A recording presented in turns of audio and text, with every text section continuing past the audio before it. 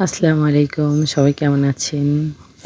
আল্লাহর রহমতে ফারহানা ফারিস্তাও ভালো আছে আপনাদের দোয়ায়। ফারহানা ফারিস্তার হাতে যে ২ টা পুতুল দেখতেছেন, পুতুল না একজনের হাতে একটা বিড়াল, একজনের হাতে ছিল বাঘ। অন্যের বাড়ি খেলনা দেখে তারা ২ ভাই বোন শুধু খালি কান্না করে সেটা নেওয়ার জন্য। তাই রাজবাড়িতে গিয়েছিলাম খাওয়া-দাওয়া করতে আর একটু ঘোরাফেরা করতে। ২ ভাই বোনের জন্য পুতুল কিনতে গিয়েছিলাম রাজবাড়িতে। তারা ২ ভাই বোন পুতুল নেওয়া বাদ দিয়ে বাঘ আর বিড়াল দেখে পুতুল তারা নেয়নি। এই ২ টাই নেবে। কি আর করার, পোলাপান যেটা নেবে সেটাই তো দেওয়া লাগবে। তারপরে ২ ভাই বোনের এই ২ টাই কিনে দিয়েছিলাম। কিনতে যেয়ে যে কী অবস্থা! আমরা শুক্রবারের দিন গিয়েছিলাম রাজবাড়িতে। পুরো দোকানপাট সব বন্ধ ছিল। অনেকক্ষণ ঘোরাফেরা করার পরে তারপরে এই ২ টা জিনিস কিনতে পেরেছি। ২ ভাই বোন আজকে ২ টা নিয়ে বের হয়েছে। ২ ভাই বোন ২ টা নিয়ে এখন কোলে করে পুরো রাস্তা দিয়ে এখন ঘুরে বেড়াবে।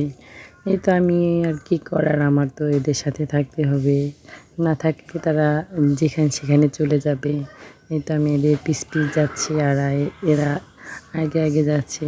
তাও দেখেন ২ ভাই বোনের কন্ট্রোল করা কত পরিমাণে কষ্ট।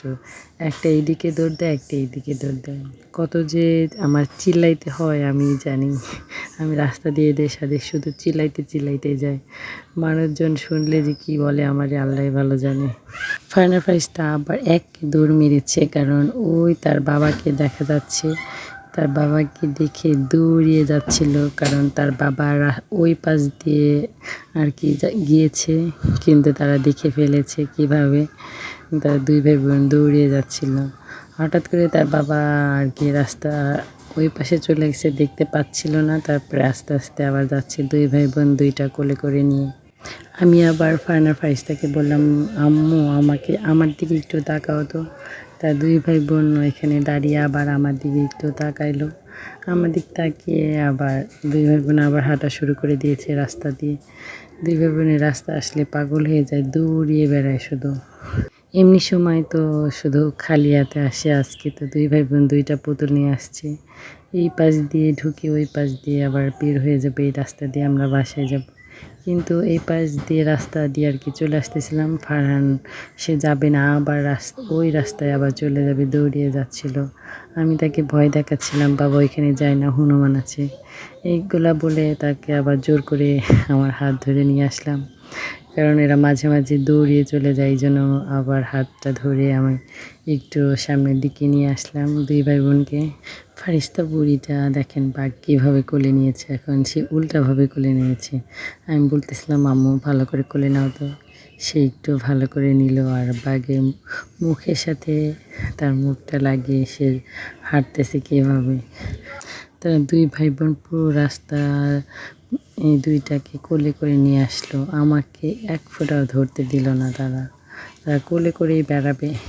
এদিকে আমি ফারহানকে একটু ভয় দেখাচ্ছিলাম। সে খুশিতে বাকবাকম হয়ে গিয়েছে। এদিকে দেখতে বাড়ির কাছে চলে আসছি। মাঝপথে আবার ২ টা ছাগল দেখে তারা ২ ভাই বোন আবার ছাগলের পিছ চলে যাচ্ছে। তারা ছাগল পেলে পাগল হয়ে যায়। এই তো কী করার, আবার তাদের ২ ভাই বোনকে আমি জোর করে ধরে নিয়ে আসলাম। ফারিস্তাকে একটু হাত ধরে নিয়ে আসতেছি, যাতে সে আবার দৌড়িয়ে ছাগলের পিছ না যেতে পারে।